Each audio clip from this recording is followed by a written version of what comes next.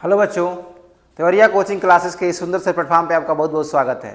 आइए हम आपको, जैसे कि आपको पता है कि हम आपको ड्राइंग का पेपर यानी चित्रकला का पेपर सॉल्व करा रहे हैं, तो उसी क्रम में आज हम अगले सेट की तरफ चलेंगे और देखेंगे अगले सेट में जो क्वेश्चंस हैं वो कौन से क्वेश्चन पूछे गए हैं, कितने क्वेश्चन रिपीट हुए हैं। आइए देखते हैं। ये हमारा सेट 2 है चित्रकला का और उसी को हम आगे सॉल्व करेंगे और देखेंगे कि सेट 2 में कौन कौन से क्वेश्चन पूछे गए हैं। ठीक है, तो आइए क्वेश्चन के तो देखते हैं ध्यान से। क्वेश्चन पहला सेट 2 का, यहां से ध्यान से देखिएगा कि सेट 2 830 CX कोड है आपका पेपर का और पहला प्रश्न दिया है द्वितीयक रंग कितने होते हैं। पहला क्वेश्चन पूछा गया है द्वितीयक रंग कितने होते हैं, तो पहला ही क्वेश्चन सवाल खड़ा करने वाला है। कुछ इसमें हमको मिस्टेक दिखाई दे रहा है, जैसे कि आपको पता है कि द्वितीयक रंग 3 ही होते हैं, लेकिन इस ऑप्शन में कहीं 3 नहीं दिखाई दे रहा है, 7, 9 और 5 और 6 दिया रहा है। तो इसलिए हम ये मान के चलते हैं कि आप इस 6 को कैंसिल करके आप यहाँ पे 3 कर लीजिए। क्या कर लीजिए? 3। और द्वितीयक रंग 3 होते हैं। कितने होते हैं? सेकेंडरी कलर 3 प्रकार के होते हैं, यानी इसका ऑप्शन डी करेक्ट हो जाएगा। यदि आप 6 मानते हैं तो कैसे माना जाता है 6? यदि आप रंग चक्र बनाते हैं तो रंग चक्र में पूरे 6 कलर भरे जाते हैं अकॉर्डिंग टू न्यूटन। न्यूटन के अनुसार जो रंगों को भरा गया उसमें 6 रंग भरे गए थे, क्योंकि उसने नीला के आसमानी को नहीं लिया था और प्राथमिक रंगों को यानी बैगनी आ को छोड़ दिया, पी नाला को 6 रंगों को भर दिया गया और ये 6 रंग होते हैं न्यूटन के अकॉर्डिंग। ओस्टवाल्ड, जैसे कि आपको पता है कि ओस्टवाल्ड ने मुख्य 4 रंग दिए थे और 4 रंगों से उनका जो रंग चक्र बनता है उसमें 8 रंग हो जाते हैं और न्यूटन ने 3 रंग प्राथमिक रंग माना था, उससे उसका 6 उनका रंग चक्र में 6 कलर होते हैं। तो इसका जो है डी ऑप्शन करेक्ट हो जाएगा। चलिए अगले क्वेश्चन की तरफ चलते हैं, देखते हैं दूसरा क्वेश्चन क्या है। निम्नलिखित में से द्वितीयक रंग कौन सा है? देखिए फिर से उसी से क्वेश्चन आ गया द्वितीयक रंग। द्वितीयक रंग कौन कौन से होते हैं, इसके लिए मैं आपको एक ट्रिक बता दिया था, आप बहन याद कर लीजिए, ब ह न। जैसे ब से क्या? बैगनी, ह से हरा और न से नारंगी। न से नारंगी, यानी नारंगी कलर जो होता है वो द्वितीयक रंग की श्रेणी में आता है, यानी इसका ऑप्शन जो है वो बी करेक्ट है, यानी इसका बी ऑप्शन करेक्ट है। इसको आप ओमार सीट पे फिल कर सकते हैं। चलिए अगले क्वेश्चन की तरफ चलते हैं। क्वेश्चन नंबर 3, किस नंबर की पेंसिल से खींची गई लाइन डार्क होती है? ये क्वेश्चन कई बार रिपीट हो गया है। तो जो बी कैटेगरी की पेंसिल होती है वो हमेशा डार्क होती है। जैसे इसमें 2B दिया है, यदि इसमें 4B रहता है, 8B रहता है तो वो पेंसिल और डार्क होती है, इसलिए इसका जो है ऑप्शन डी करेक्ट हो जाएगा, यानी 2B पेंसिल जो होती है उससे खींची गई लाइन हमेशा क्या होती है? डार्क होती है। चलिए अगले क्वेश्चन की तरफ चलते हैं हम लोग, देखते हैं कि हमारा जो नेक्स्ट क्वेश्चन है वो क्या कह रहा है। निम्न में से प्राथमिक रंग कौन सा है? तो आपको बताए थे कम से कम अगर ये आप ड्राइंग पढ़ रहे तो प्राथमिक रंग तो ये आपको याद करने पड़ेंगे। जैसे कौन कौन से प्राथमिक रंग होते हैं? लाल, पीला और नीला। नीला, पीला, लाल, ऐसे आपको क्रम से याद करेंगे तो लाल, पीला और नीला ये प्राथमिक रंग की श्रेणी में आते हैं। तो देखिए इसमें से क्या लाल है? हाँ, तो लाल तो ऑप्शन में दिखाई दे रहा है, यानी बी करेक्ट है। देखिए आप कहीं इसमें पीला नहीं दिखाई दे रहा होगा और नीला भी कहीं नहीं दिखाई दे रहा, इसका मतलब इसका ऑप्शन जो है वो बी करेक्ट है। ये प्राथमिक रंग होते हैं, ये रंगों को आप सब लोग याद कर लेंगे, लाल, पीला और नीला, ये प्राथमिक रंग की श्रेणी में आते हैं। चलिए अगले क्वेश्चन की तरफ चलते हैं। अगला क्वेश्चन है कौन सा रंग गर्म होता है? ये कई बार बता चुके हैं, यदि आप प्रीवियस ईयर पे अगर हमारा वीडियो आप लोग देखे होंगे तो उसमें बताए थे कि जब आप रंग को एक क्रम से लिखते हैं बै नी आ पी ना ला, तो आप देखेंगे एक तरफ से लिखिए और लास्ट में आप सन बना दीजिए, सूरज बना दीजिए। जो सूरज के सबसे नज़दीक होता है वो रंग जो है कि सबसे गर्म होता है। तो आप देखेंगे इसमें लाल जो रंग हुआ वो सबसे नज़दीक होता है सूरज के, इसलिए लाल जो रंग है वो सबसे गर्म रंग की श्रेणी में आता है, यानी इसका ऑप्शन जो है सी करेक्ट होगा। आई होप आपको समझ में आ रहा होगा। चलिए आगे चलते हैं अगले क्वेश्चन की तरफ। सफ़ेद का विरोधी, ये भी प्रीवियस ईयर क्वेश्चंस में बताए गए होंगे कि सफ़ेद का विरोधी कौन सा होता है। तो सफ़ेद का विरोधी हमेशा काला होता है और सबसे अच्छा जो रंग संगति होती है वो विरोधी रंग ही माने जाते हैं। यानी यदि आप ब्लैक पैंट के साथ व्हाइट शर्ट पहनते हैं तो काफ़ी अच्छा लगेगा, और ये विरोधी रंग है सफ़ेद के साथ काला, तो ये काला इसका सफ़ेद, यानी डी ऑप्शन इसका करेक्ट हो जाएगा। आप इसको देख लेंगे और इसको ओमार शीट पे भर सकते हैं। चलिए आगे देखते हैं अगले क्वेश्चन के। तटस्थ रंग आपको कई बार बता चुके हैं, ये पहला वीडियो बताया तो उसमें बताए थे। तटस्थ रंग कौन सा होता है, तो सफ़ेद और काला को ही तटस्थ रंग के श्रेणी में रखा गया, यानी ऑप्शन नंबर सी इसका करेक्ट है। ये ऑप्शन आप इसको देख लेंगे और ओमार शीट पे सी ऑप्शन को आप भर सकते हैं। चलिए अगले क्वेश्चन की तरफ चलते हैं। क्वेश्चन नंबर 7 हो गया। अगला क्वेश्चन हमारे पास है 8। लाल में पीला रंग मिलाने से कौन सा रंग बनता है।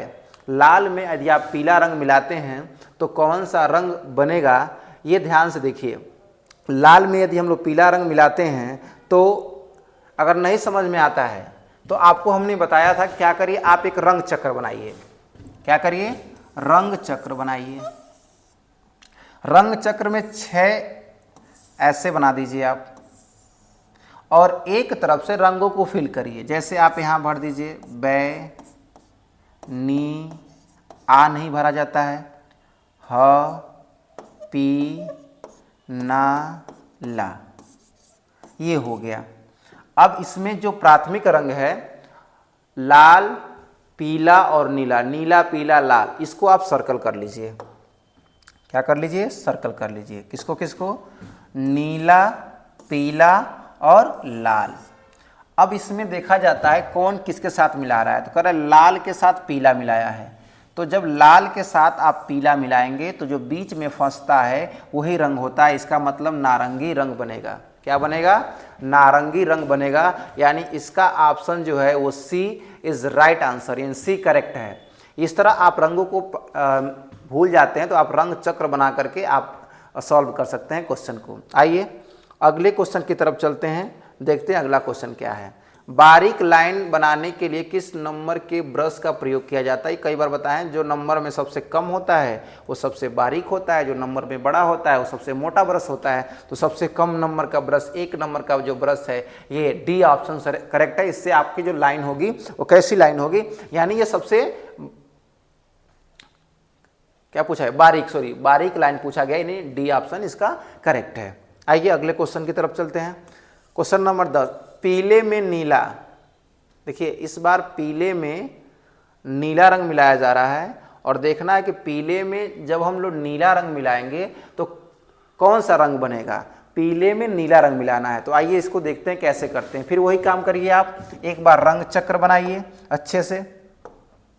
क्या करिए, रंग चक्र बनाइए। इसमें 6 कॉलम करिए और इसमें भर दीजिए बै नी, आ नहीं भरा जाता है, ह पी ना ला, भर दीजिए। और क्या करिए, वही जो प्राथमिक रंग है उनको सर्कल कर लीजिए। प्राथमिक रंग कौन कौन से हैं, नीला पीला और लाल।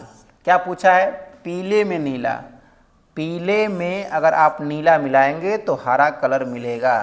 कौन सा कलर मिलेगा, हरा कलर मिलेगा। इसका ऑप्शन जो है वो ए इज द राइट आंसर। आप रंग चक्र से बहुत सारे रंग को मिला के देख सकते हैं कैसे कौन सा रंग मिलाने से कौन सा रंग बनता है। तो पीले में जब आप नीला रंग मिलाएंगे तो हमको हरा रंग प्राप्त होगा। आइए अगले क्वेश्चन की तरफ चलते हैं। अगला क्वेश्चन क्या कह रहा है, देखिएगा, किस ब्रश की सहायता से कौन सा रंग लगाया जाता है। देखिए बिना ब्रश की सहायता से कौन सा, तो आपको बता दें हम, जो ये पेस्टल रंग होता है, ये जो पेस्टल रंग है इसको आप ब्रश की ज़रूरत नहीं होती है। इससे को आप बिना ब्रश से भी आप इसको लगा सकते हैं। जल रंग तेल रंग के लिए ब्रश चाहिए, लेकिन इसके लिए ब्रश की आवश्यकता नहीं होती है। इसका मतलब ऑप्शन नंबर बी इसका राइट आंसर है। पेस्टल रंग को बिना ब्रश की सहायता से लगाया जा सकता है। चलिए अगले क्वेश्चन की तरफ चलते हैं। क्वेश्चन क्या है, छत के केंद्र को, नाम से ही स्पष्ट है, छत के केंद्र को अलंकृत करने के लिए कौन सा आलेखन उपयुक्त होता है।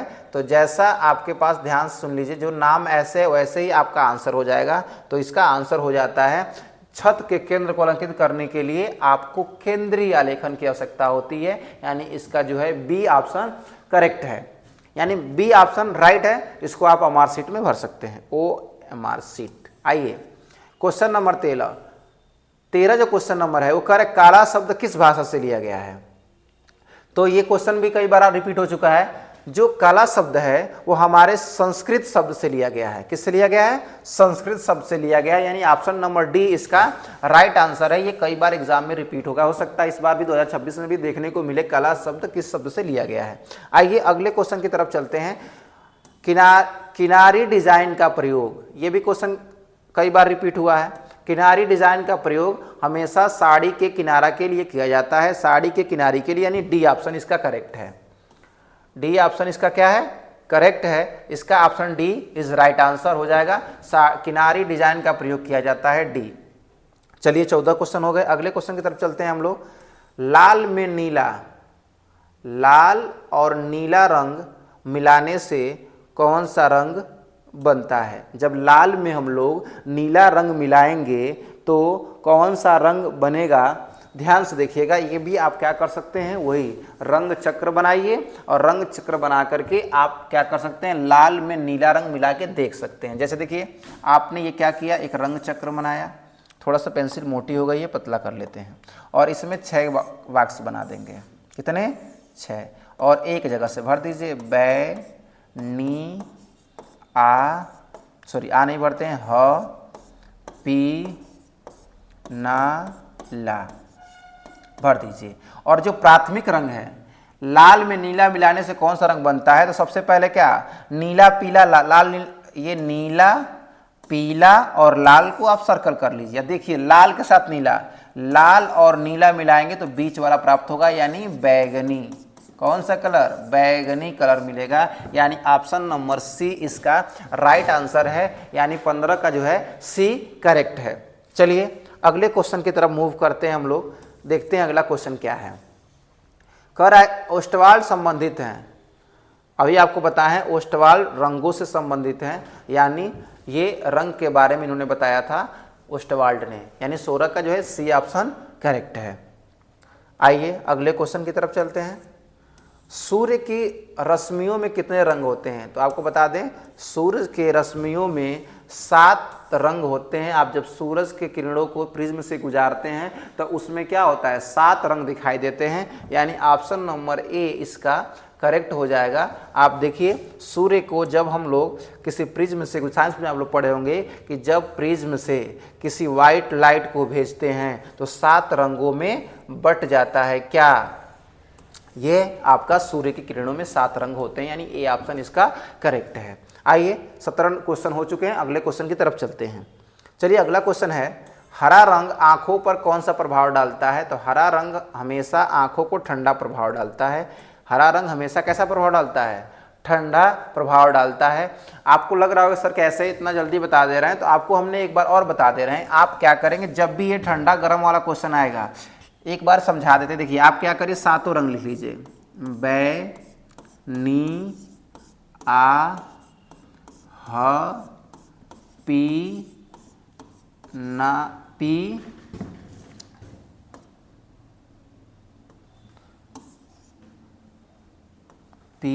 ना ला, ऐसे रंग नाम लिख लीजिए और इस लास्ट में आप सन बना दीजिए, सूरज बना दीजिए। जो सूरज के नज़दीक हैं वो सारे रंग गर्म होते हैं। कैसे होते हैं? गर्म यानी उष्मी रंग होते हैं। और जितने रंग सूरज से दूर होते हैं वो ठंडे होते हैं। ये और जो आगे होते हैं उसको अग्रगामी भी कहा जाता है, जो बाद में होते हैं इसको पश्चगामी भी बोलते हैं। ये भी क्वेश्चन एग्जाम में कई बार पूछा गया है, तो यहाँ से ये भी तैयार हो सकता है। तो हरा रंग के बारे में पूछा है तो ये हमेशा कैसा, ठंडा प्रभाव देता है आंखों को, कहा कि सूरज से ये दूर है, यानी इसका ऑप्शन जो है वो सी करेक्ट है। चलिए अगले क्वेश्चन की तरफ हम लोग मूव करते हैं, देखते हैं अगला क्वेश्चन क्या है। कह रहा है मुख्य रंग कितने होते हैं? तो बस ये आपको पता ही है कि मुख्य रंग जो होते हैं वो कितने होते हैं, 3 होते हैं। अभी आपको ये सबको याद कर लेना, इसका कोई उपाय नहीं है, याद करना पड़ेगा। पीला, नीला और लाल यही मुख्य रंग हैं, ठीक है। इसी रंग को मुख्य रंग माना गया, यानी 3 इसके ऑप्शन ए करेक्ट है। मुख्य रंग किस श्रेणी में आते हैं, यही रंग। चलिए आइए अगले क्वेश्चन की तरफ चलते हैं हम लोग, देखते हैं कि अगला जो क्वेश्चन है वो हमसे क्या पूछा गया है। देखिए चलिए, लिखा है किस नंबर की पेंसिल से खींची गई लाइन हल्की होती है। पूछा गया है किस पेंसिल से खींची गई लाइन क्या होती है, सबसे हल्की होती है। तो ये आप लोग ध्यान से देखिएगा, जो क्वेश्चन नंबर ये सी है यानी 2H जो है उससे जो खींची गई लाइन होती है वही सबसे हल्की लाइन की श्रेणी में। समझ में आप लोग को आ रहा है, जो ये पढ़ा रहे हैं हम वो आपको समझ में आ रहा है कि नहीं बताइए।